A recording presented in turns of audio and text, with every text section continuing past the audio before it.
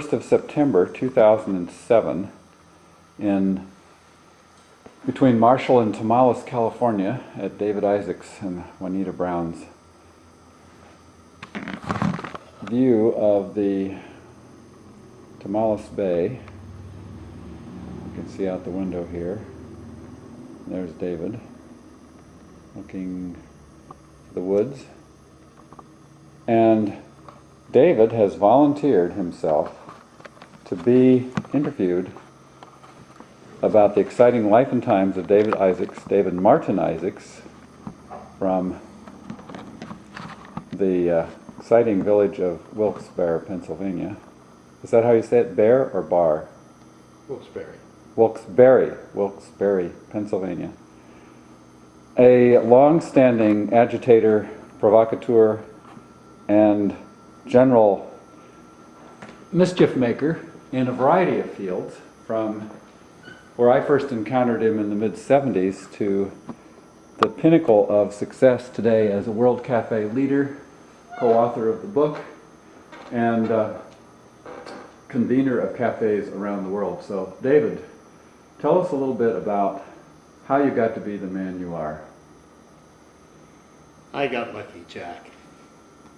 I really got lucky.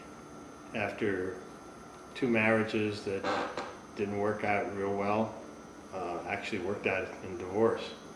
I got lucky in this stage of my life over the last 25 years to discover myself in a way in which I could be myself. And the evolution, came through the notion that perhaps I just might be okay the way I am, rather than beating on myself the way I used to do as my inspiration to get better. And one day, about 25 years ago, I realized that might not be working real well. And I started to look for what was whole, what was alive in my life, what was well. Where there was, for lack of another term, where there was wellness in my life.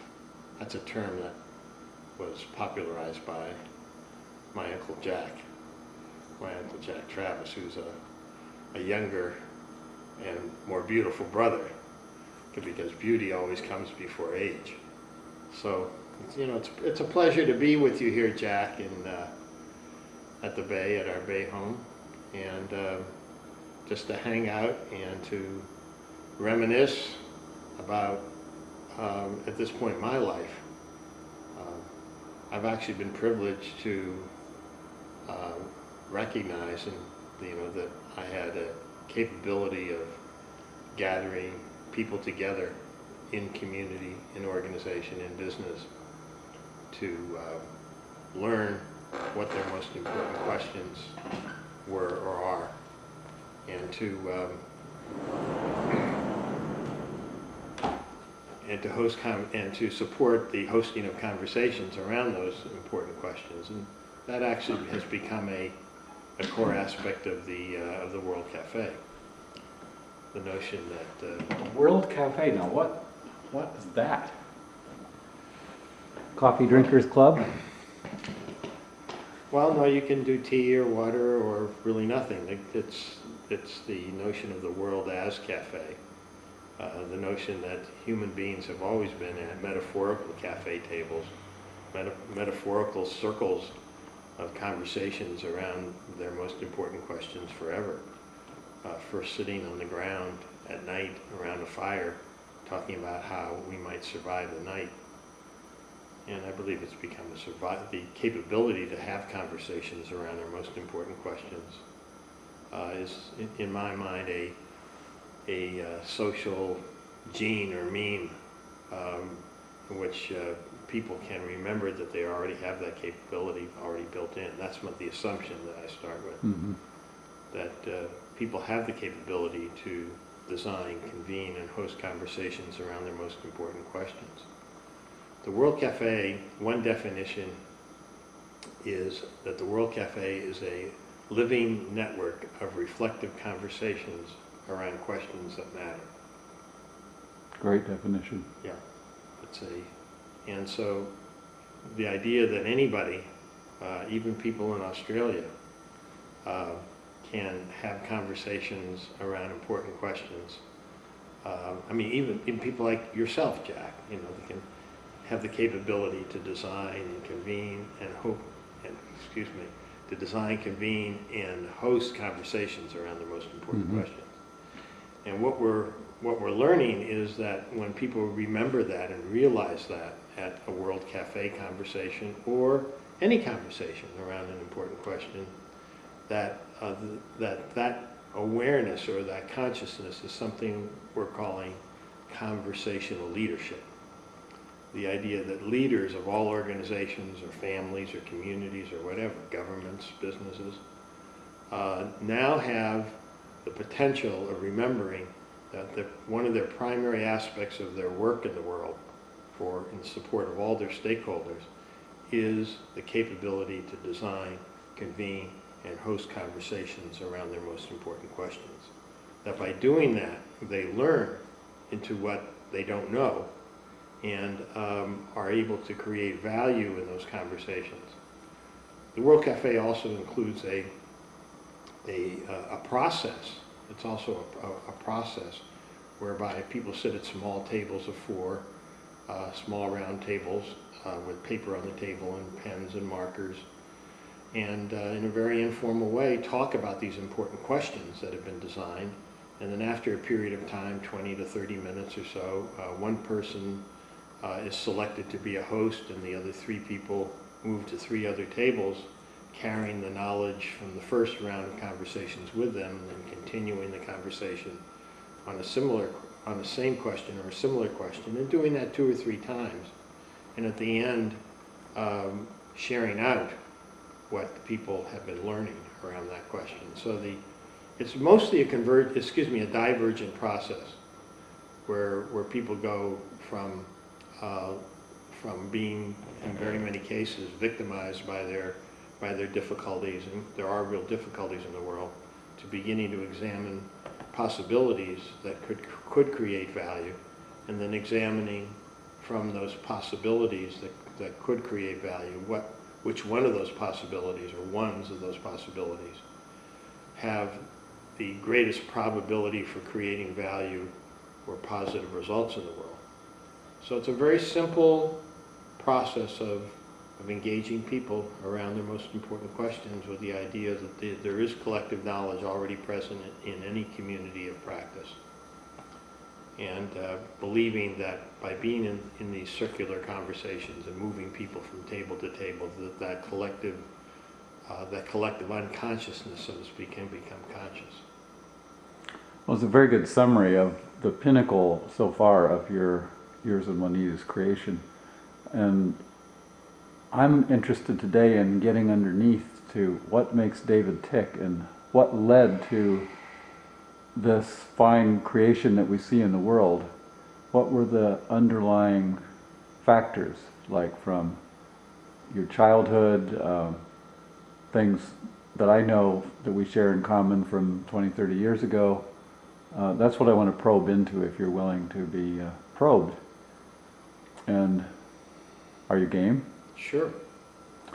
So, your childhood, what's the single most important experience as a child that you think relates to your career now with the cafe? Well, I think it was my parents, but particularly my mother's commitment to community.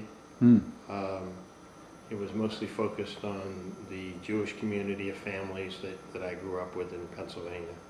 But the real commitment to family and community in service to both family and community. Both my parents really cared about people, and both believed that life can improve and co-evolve over time.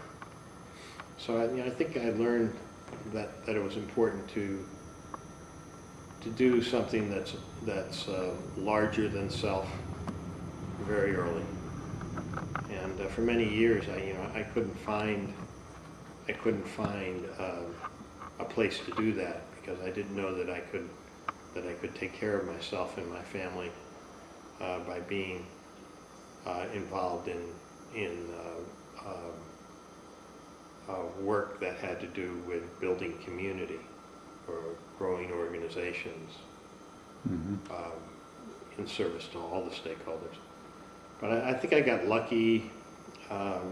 In 1969, I saw an ad in the New York Times, a full-page ad, with a picture of John W. Gardner, the Honorable John W. Gardner, who was a former Secretary of Health, Education, and Welfare in the Johnson administration.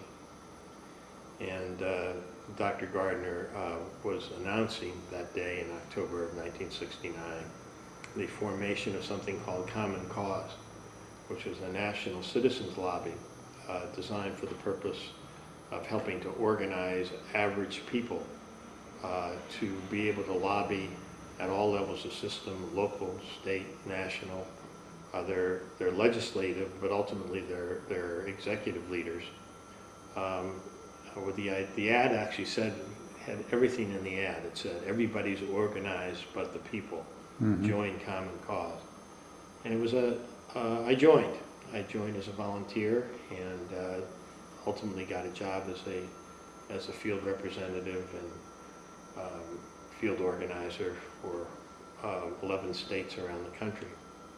And those were important years. Actually, I met you during that time, 69 to 74. And they were years in which I was exposed to the realization, so to speak, that I had a capability of gathering people in a field, if you will, of mutual trust and respect, in which by thinking together around important questions having to do with the reform or transformation of the political system itself on a nonpartisan basis, that people actually could impact City Hall and win.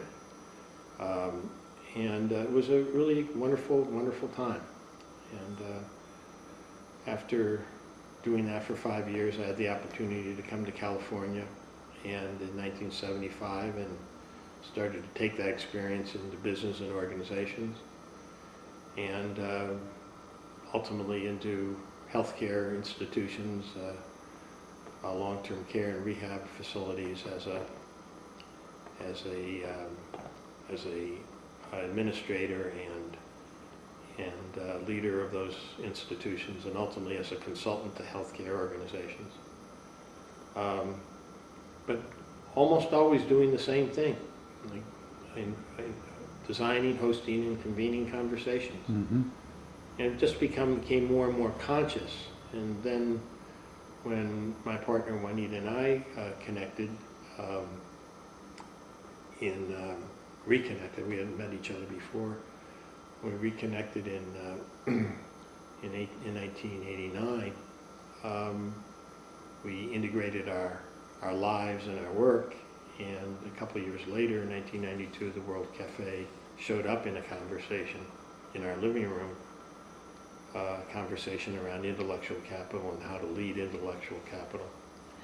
And we noticed it, and since then we noticed that the quality of the conversation was much more significant or more deep or detailed and learningful than any other conversations we'd been involved in, that they went higher and deeper. And we decided that we really wanted to determine why and how this happens and how it can be shared. And a couple of years later, we had the privilege of putting together the book with Juanita as the lead author, with me and the World Cafe community of practice, that featured stories of how people were doing World Cafe or designing, convening, and hosting World Cafe conversations all over the world. We had been given guidance very early on that we weren't to hold it close, and so we didn't franchise it. We didn't do trainings. We actually encouraged people to use the 7 design principles for hosting conversations that matter, designing and hosting them, and to take it out into the world. And as a result, it's visited all the continents, and people everywhere feel that they can do this work, and so it's found its way into government in different countries, in Singapore, in Denmark, in to some extent in Thailand and other places. You mentioned all the continents, so the penguins are using it in Antarctica, or how's it? Well, I'm not. There was a movie called The March of the Penguins. Mm-hmm. In that movie, you can see the penguins circling up and having penguin conversations Mm-hmm. around how they're going to continue to live in that barren environment. But humans in Antarctica, I'm not aware that they've hosted a human conversation, World Cafe conversation. But it's been to the other continents. Mm-hmm. Other conversations going on in China and Japan. The book will be published in Taiwan in Japanese. Our book, The World Cafe, Shaping Our Futures Through Conversations That Matter. Well, Taiwan is China, though, and Well, Taiwan is a separate country, but the Communist Chinese think of it as of their own. The book will be right. published in complex Chinese characters, and ultimately will be translated into the simple Chinese characters. It's now been published in Portuguese and Spanish and German next month, and we're very pleased. We're very pleased with even in Turkish. The book is showing up in Turkey. So, Well, now this takes us back to your history as a turkey. thank you for sharing, Jack. How did this turkey-ishness first show up in your life? We're going to get down to the real issues here. Jack, I think this was supposed to be a serious conversation. No, we never said anything about seriousness. I mean, life is too important to be taken so seriously. yes, I agree, and we're starting to see that little twinkle there, David. Yes. Under the professional mask, the real David is leaking through. Who began life as a turkey, interestingly. Yes. And co-founder of Sufferers Anonymous, which, as far as we know, is defunct. But can you say a little bit about your early experience as a turkey and as the vice president of Sufferers Anonymous? Well, you know much more about the turkey realm than I do. But Sufferers Anonymous was put together for you. Because I recognized that we had something in common, you and I, other being spiritual brothers or soul brothers, was this notion of that we both would get into being a victim and into a poor me this and poor me that. So I saw that you were suffering terribly, so I invented Sufferers Anonymous and elected you to be the chairman and CEO. And you remember that there were no cards issued or any membership dues, but that I would remind you that when you, because I had already evolved as an ex-sufferer. I don't think so. When we founded it, you were very much still, you were suffering too much to take on the presidency. That's why you were demoted to vice presidency, since that allowed you to continue suffering. Well, the fact that I could invent it demonstrated that that I was out of my suffering, at least to some extent, and that the work was to help people like you to spend 5 minutes a day in a corner, perhaps, focus totally on nothing else but how bad things are in your life, and to really get into it with real energy and just a full force suffering and victimhood. And when you did that every once in a while, you would emerge as remembering that that perhaps you might be well. And as that's been an offering, Sufferers Anonymous, to people who need that. So are there other members that you've inducted into the... Yes, but not for public information. Oh, I see. It's a confidential society. An anonymous society. Anonymous, yes. No. Yes. That was one of your early things, but now that even has its roots in where we met, which was in doing transactional analysis reparenting and in the dark ages and DC and the Baltimore area, and a man named Harry Rose that brought us together, and Valerie Langford. And what do you have to say about all that?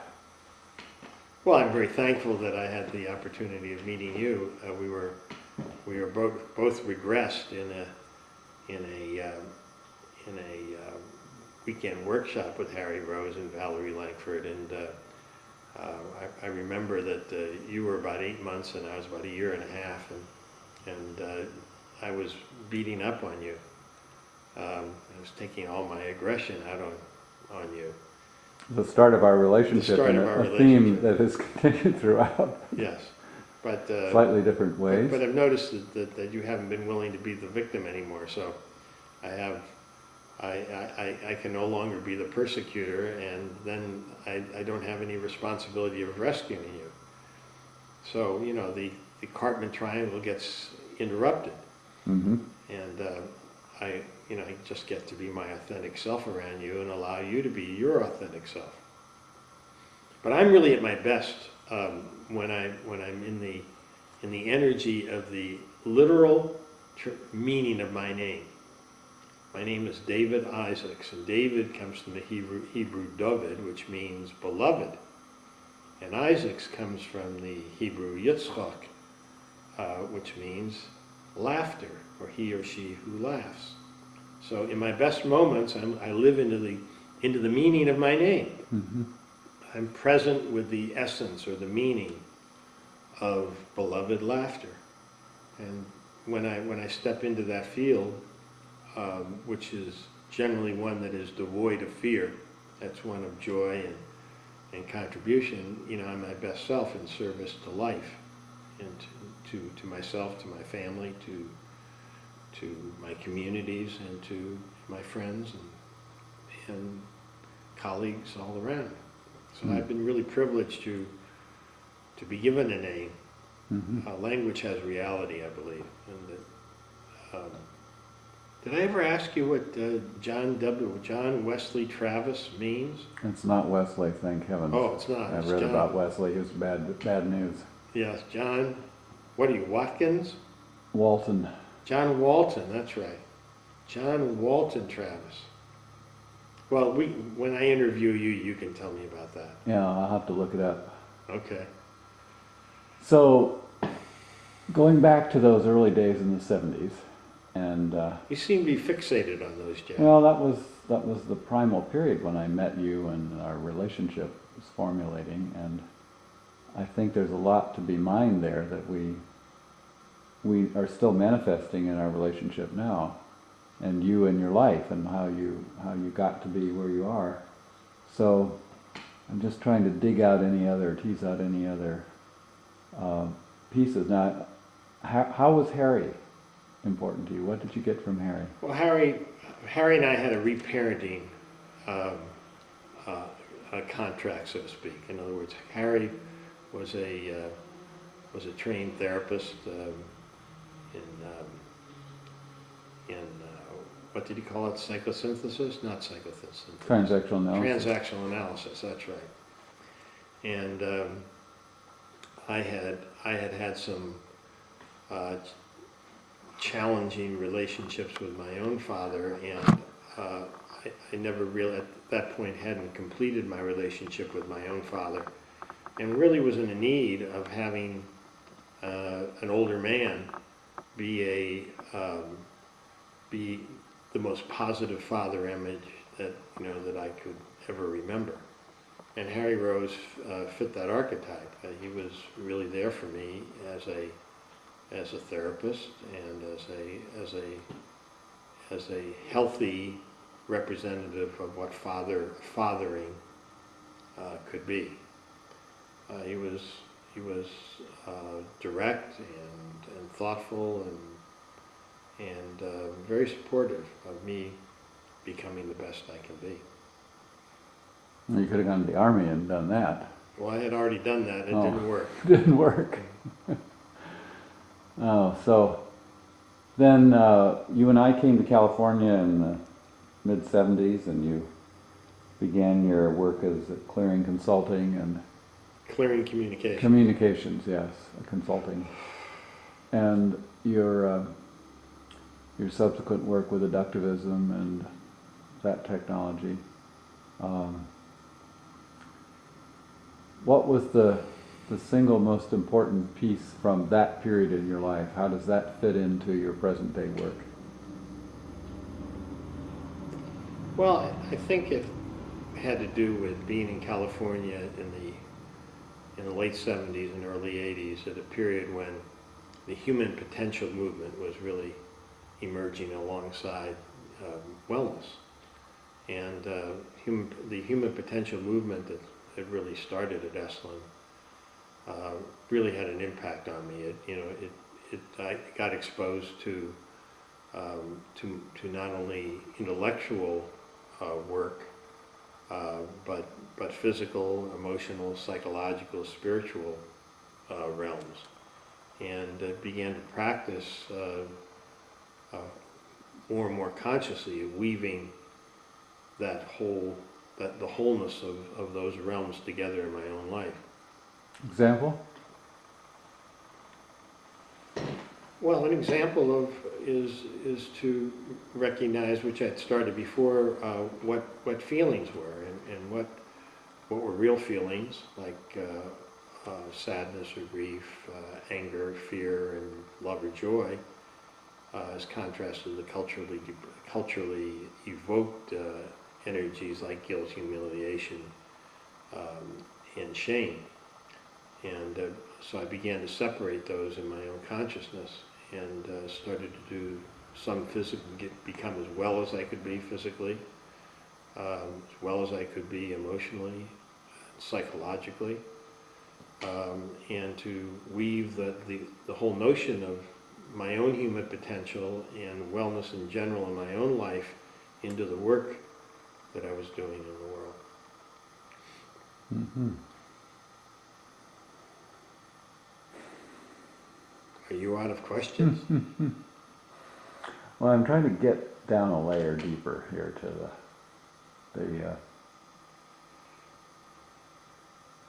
and while we've got to pause it, we'll probably edit out. If you can remember not to rotate the chair, it looks weird on the camera. Okay, So I know it's frustrating too. I can do that. Well, David, there's this side of you that appears very professional and together, and You want to see the soft underbelly? well, something, yeah. What's that? It's that twinkle there, that Yeah. smile. That's the Well, that's beloved laughter. yeah. Yeah, The kid. yeah. You've got an excellent parent and adult. It's that wild kid that I want to try to capture on this tape, because you don't get that opportunity in professional settings very often to get down and, I don't want to say dirty, down and real. And I'm still, like, there's an essence, a quality that you've got that I think comes through, but I'm wanting to probe into it more in your laughter and your love of creating nurturing spaces.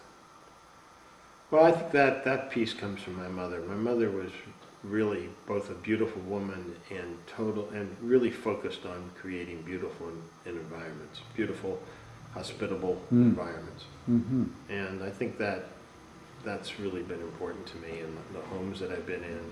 I love being outdoors and playing with my plant sculptures, and being in nature. I'm probably happiest when I'm outside, Mm-hmm. and working with alive beings, mostly plants. Mm-hmm.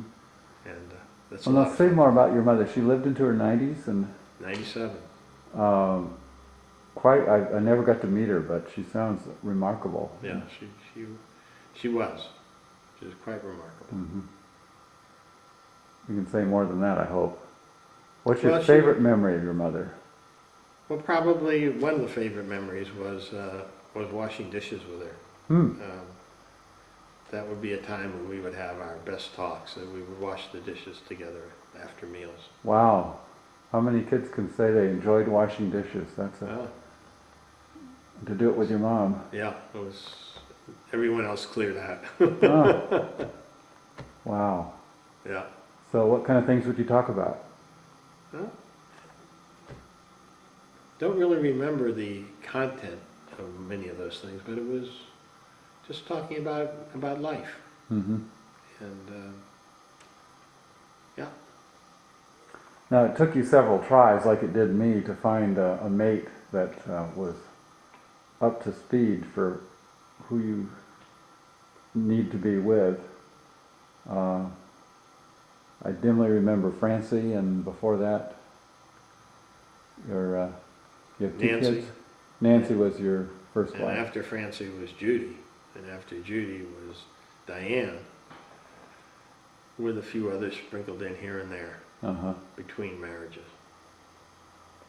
Now, you weren't married to Diane, were you? No, I was only married to Nancy and to Judy. Uh-huh. But I see evolutionarily how each one has become more like your mother in terms of the nurturing and support and connecting. You're able to connect with them like you have with Juanita. And Hadn't thought of it that way.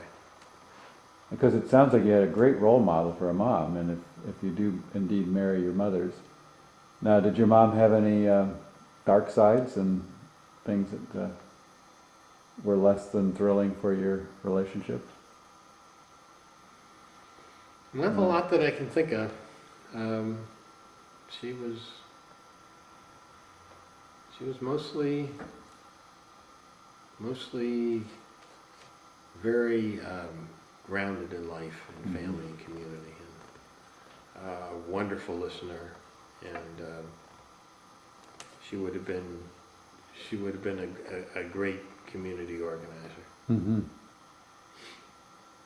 Well, now say a little more about meeting Juanita and how the two of you decided to connect, and what kind of chemistry there was that. Well, it was deeply spiritual. I was certainly attracted to her when I first met her, and still am. But the attraction was a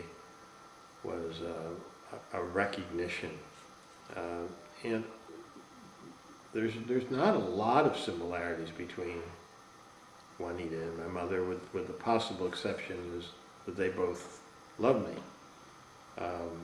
and that they both recognized my gifts and my capabilities, and supported me in being, and support me in being the best I can be. My mother was really into her family and children, and Juanita's focus has been her parents certainly, but more so into her work in the world. Mm-hmm. So my mother was focused more inward to family and local community, whereas Juanita has been focused on her immediate family and outward to the world. Well, and her children are her intellectual creations, and Yeah. And I think that they say that opposites attract. Juanita tends to be a very focused arrow, in the best sense of the word. Very direct, very focused, very rational, cognitive. That's what's forward with her, and I have a tendency to be more relational and more like a circle. And sort of like a embracing big the whole- target, bullseye, and for the arrow to shoot at. Sort of. Big circle, concentric circles. Well, it's one way of looking at it. It's Just got that image. yeah. My work has more naturally been embracing the field, Mm-hmm. the learning field, or the practice field, or the organization or community that I've been working with. It's a great working with balance. the whole system, whereas Juanita can do that as well. But given that, me embracing the field, then moving things forward toward positive results has been her gift. Mm-hmm. So I've learned a lot about being more rational and cognitive and intellectual, and she says that sometimes she's learned to be more relational, Mm-hmm. which I think is really true. That underneath it all, she's very relational. Hmm. So is that getting closer to what you were looking for? There's still something. That wicked child in you that tease him out a little bit more. Well, there's a brat in me. Yeah, that's true. So it's, I provoke my friends. This is true. Yeah, I provoke people, and hopefully it's done with love, but it's an edge. I mean, some people have difficulty with because they feel like that maybe at an unconscious level I'm putting them down. But I generally only act that way with people who I'm very close to and who I think can handle it. Mm-hmm. But when other people notice it, they think that they can get the impression that I'm being demeaning. Mm-hmm. And it can come over that way. So I have to be really thoughtful about with Mm-hmm. whom and where. And it's been a learning practice for me is to learn who I can be provocative. Usually I'm mostly evocative with people, but with close friends and colleagues I tend to be provocative. And it has an edge that I always have to look at. Now, brat is a word that's not so much used anymore, but you certainly can epitomize Well, thank the you for definition. sharing. I feel warm and close to you now, Jack. So say more about your bratness. Where does that come from? Who modeled bratness for you? I don't know. Siblings? Where are you in the... Well, I think my older brother was a brat. Okay, so did he pick on you, or? Oh yeah, he was 8 years older than I am. Uh-huh. He's 8 years old. And what other siblings are I have there? a younger brother, 6 years younger. So there's And three I bro- probably was a brat to him. So there's 3 brothers, any Uh-huh. sisters? No sisters. Oh. And so how was that growing up with siblings that far apart in age? Growing up as a what do you call it, only child. Well, 8 years you would have had some time together. Not much. And then 6 after you? How did you do? What sort of bratty things did you do to your younger brother? Let's get down to You'll have to ask him specifics that. here. You I don't have to don't answer it, but remember. I can ask it. I really don't remember. You don't remember, so No, there's I some really don't. denial still happening here, and Maybe. we can probe deeper under drugs or something. No, I don't do drugs. Oh. So, Truth serum.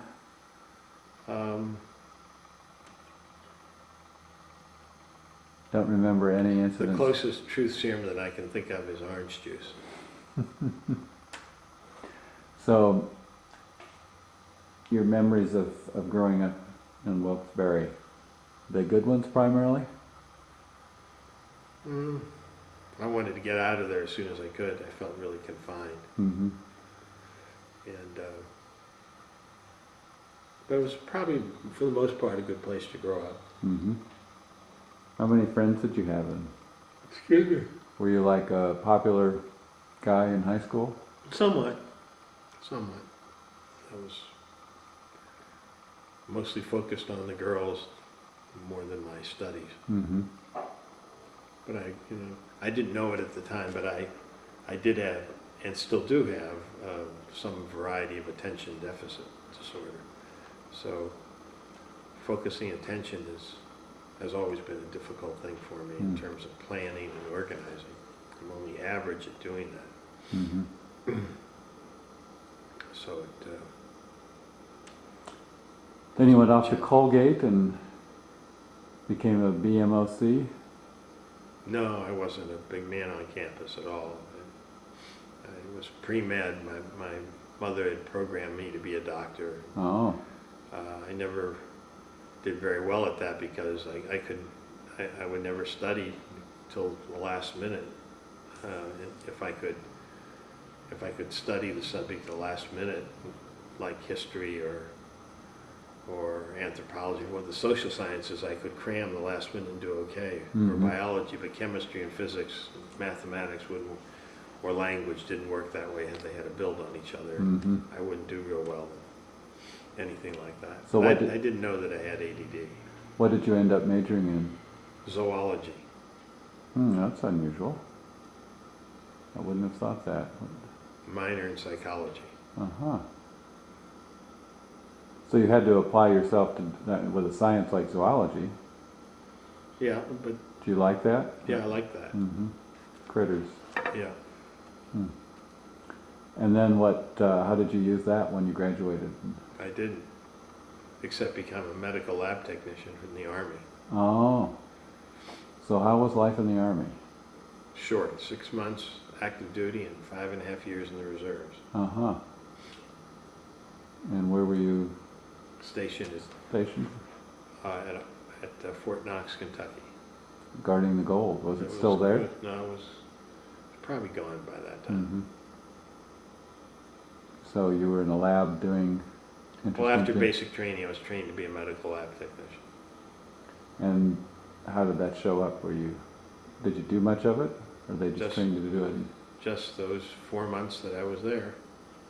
So in the reserves you didn't go to some hospital somewhere and... Yeah, I was in the summer when they would catch up with me. I would be sent to some Army hospital. Mm-hmm. But that only happened 2 of those 6 years. Oh.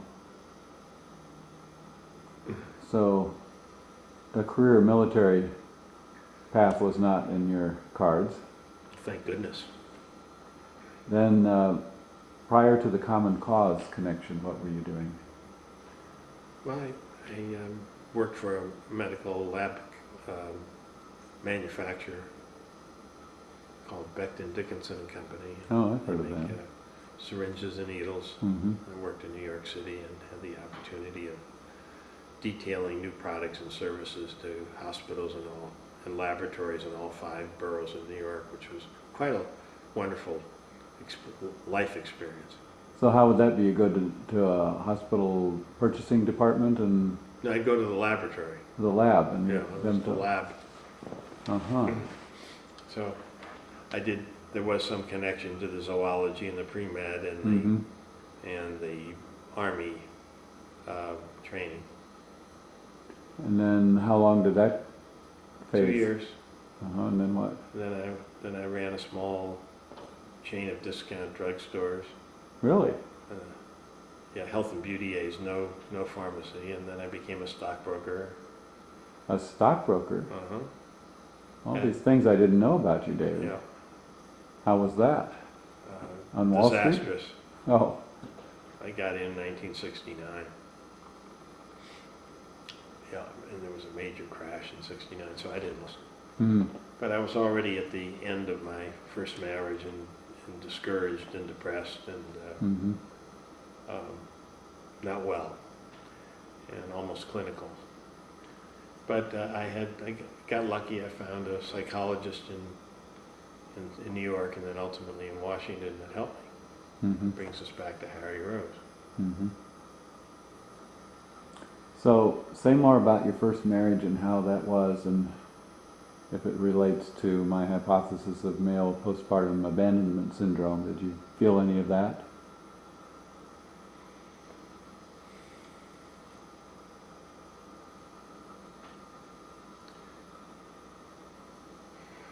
Well, I guess it could be classified that way. But I didn't know who I was. Mm-hmm. And I wasn't good at the work that I was doing. I didn't have an identity that integrated with my upbringing, where I was programmed to make a difference, to help take care of the people that I was working with, or help provide care in the world and support in the world. And being in business never made any sense. Mm-hmm. I couldn't make the connection, and I wasn't very good at selling. It was very difficult for me to sell anything other than myself. If I didn't believe in the product or service, Mm-hmm. I wasn't very good at it. So it wasn't until I got to Common Cause that I was offering and inviting people to participate in practices that could make a difference. That I really just started to discover my own capabilities. So you phased out of stockbrokering into eventual employment with Common Cause? Was there anything in the middle? Nope, not really. Mm-hmm. But in terms of your relationship and your two children from that marriage, what anything more you can say about that? Well, I left when they were very young, 3, 4, and 3 Mhm. kids, and I didn't. I was dying emotionally and psychologically at that time. Had just no real sense of self-worth or self-identity, and with a lot of responsibility, and it seemed to be all closing in on me in the relationship. Mm-hmm. And in retrospect, I probably saved myself, but in the process rejected a wife and 2 small children. Mm-hmm. And for a long time I felt guilty about that, until one day the guilt shifted, and I recognized that the guilt went away, and the sadness emerged, and the grief.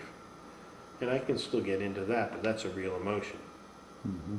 Um, I'm sad that, I don't have great relationships with my 2 adult children, although the relationship with my son has been coming along. And but things evolved over time. In my second marriage, when my second wife and I split amicably, my relationship with my son actually continued to grow from that relationship. How old was he when you separated? 5. Mm-hmm. Well, as an aside, the time periods are classic. Because my own experience was similar to yours with one child, and feeling like I was dying and I was considering suicide, and it was because I was lost. I didn't know what was going on. But even knowing this and having already written on it when my second daughter was 4, it was the peak period for me of when we were planning to split up. And I think there's a extreme pressure on men in this culture who haven't bonded to just by the time the kid is about 3, 4, or 5, that's where it seems to happen. This almost insufferable pain, suffering, whatever, that leads to so many men either leaving physically or leaving psychologically. So What is that pain? a re-stimulation, I think, of their original wounding from lack of bonding, from the normative abuse of American child rearing. Because your mom sounds exceptional, but I wonder if you were nursed till age 2+ and carried on her body and slept with your parents, or were you on a 4-hour bottle feeding schedule like I was? I was never nursed because my mother was having a problem with that. So, Mm-hmm. so it was bottle fed. Yeah. So those core biologic issues that I think are essential to bonding, despite the best intention of our parents' generation, the advice was don't do it. So that leads to deep wounding that gets re-stimulated when our babies come along and we see what we're missing. And you sound like yet another example of countless that I've heard about. Mm. So, now, in your, we were on a different tack. Oh, no, we covered that. So, how do you see spending the rest of your life now that you're reaching late middle age? What's your goal? What's your fantasy? 69, late middle age. Yeah. Okay. Late middle age. Well, you're still a young man at heart. Thank you. And how would you like to spend the next 20 years?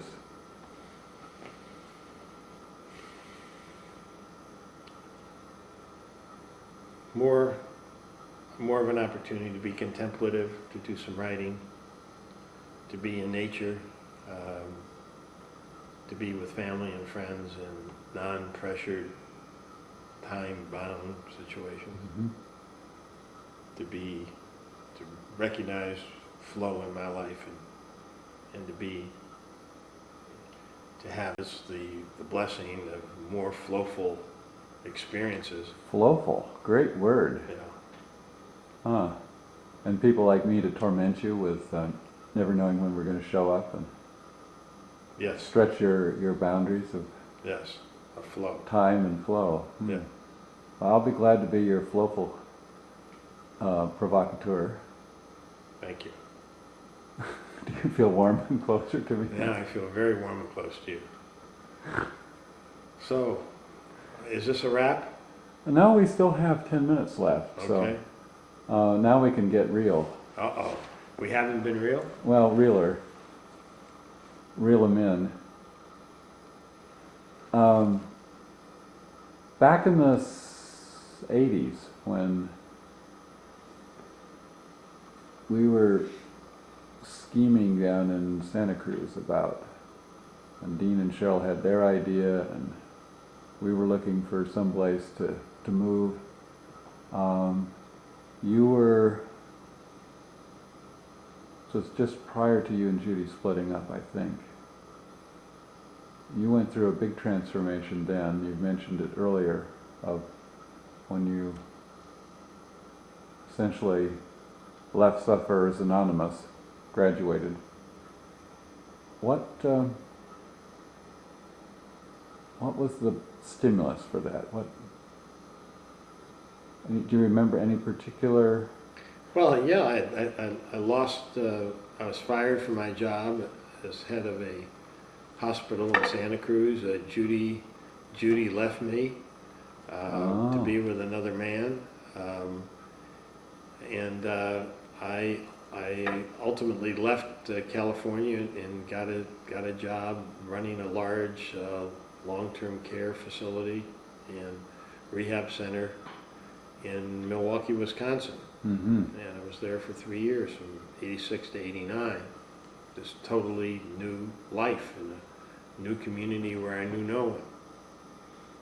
So I rebuilt my life. Mm-hmm. Ultimately became a consultant to hospitals. So say a little more about what it felt like to get fired. I mean, did you see that one coming, or? No, not really. No. I got fired because the state of California came into the facility that I was in and found that there was some inadequate care, and the company that I was working with blamed it on me as the administrator.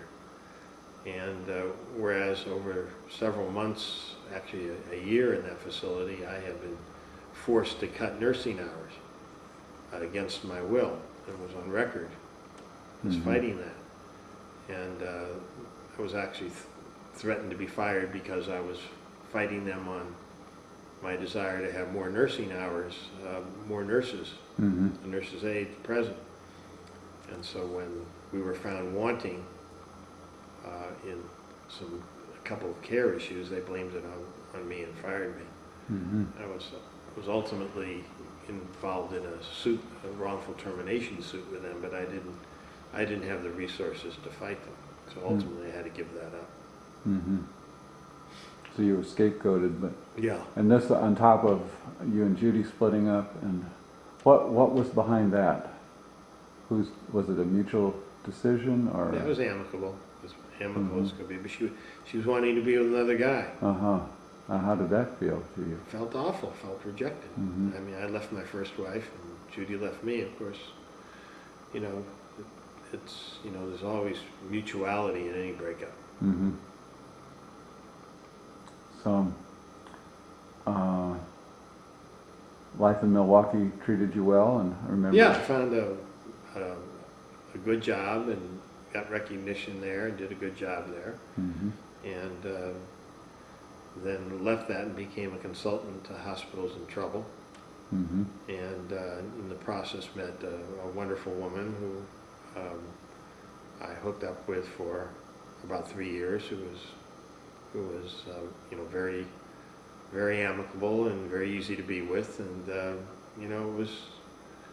it was comfortable. It was a comfortable resurgent or renovation, if you will, of my life. Mm-hmm. And I redeveloped my sense of self-esteem.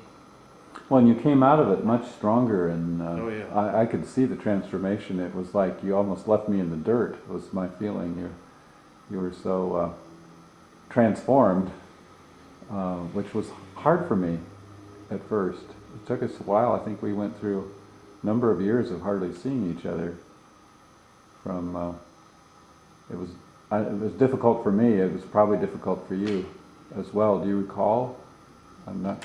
Well, when you first discover a sense of wholeness or deep value in your own self, the tendency is to act as a light worker and deny the shadow. And I think there was some of that in the way I was. And you knew me from before, and you knew that there was shadow there, but I was only shining the light. And so you would challenge me on that, because there's always shadow. But I had to, for a while, I had to deny the shadow in order to really experience the light. Now, this was the same period when you met Kouth and Cliff, and you were doing. Did you do the shadow work? No, I did that. I didn't do that until I got back to California. Oh, okay, because you introduced me to that. Yeah. Mm-hmm. Although all that started in Milwaukee, which is interesting. Yeah, but you didn't meet them there? I didn't know those people there, no. I thought you met them there. No, I didn't, which is would have been really wonderful had I. Yeah. Yeah. So how did you meet Kouth? How did you get connected with him? I met him through the New Warriors, through the shadow work, Cliff Barry's work. Oh, so you started with the shadow work. Yeah. Yeah, but that was back, was it held here? Or? No, the training was held in Colorado, but Oh. In the last closing seconds, what would you like the world most to know about your wisdom? What's your advice? that everyone has connection to the wisdom. The guidance is everywhere, but we can only uncover it together by being in conversation around our most important questions. Wow. I think that's a wrap. It's a wrap. You can edit the part out about Marin. Well, the whole thing will probably need editing, but I'm just. You mean it's not perfect the way it is? Well, we can make it more perfect. But like, you're a Virgo, aren't you? You're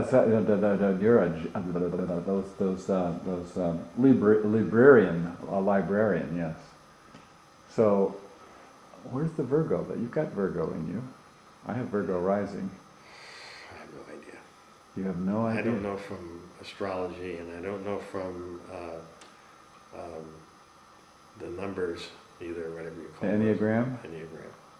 David, you're... But I am an ENFP. Right. An ENFP. Okay, let's reverse the role.